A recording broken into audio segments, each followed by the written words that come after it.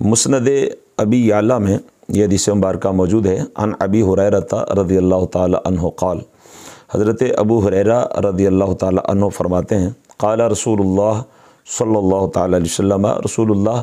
صلی اللہ تعالی علیہ وسلم نے ارشاد فرمایا، اورج بی الی السماء فما مررت بسماء الا وجدت فیہا اسمی محمد الرسول اللہ و ابو بکر الصدیق خلفی۔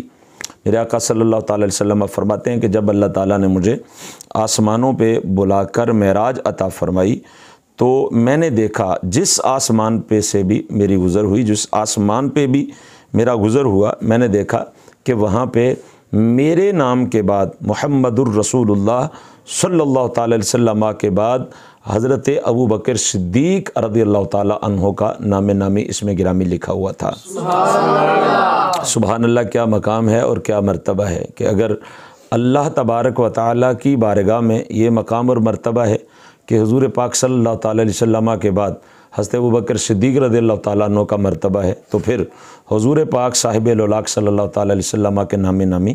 اس میں گرامی کے بعد بھی حضرت سیدنا ابو بکر صدیق رضی اللہ تعالیٰ عنہ کے نام نامی اس میں گرامی کا مرتبہ ہے۔ اور یہی لطف آپ اس وقت دیکھیں کہ قبہ نور گنبد خضرا میں بھی آقا کریم صلی اللہ تعالی علیہ وسلم کے بعد جو دوسری ہستی گنبد خضرا میں جلوہ فرما ہے، حضور پاک صلی اللہ تعالی علیہ وسلم کی بارگاہ میں حاضر ہے، وہ حضرت سیدنا ابو بکر صدیق رضی اللہ تعالی عنہ کی ذات ہے۔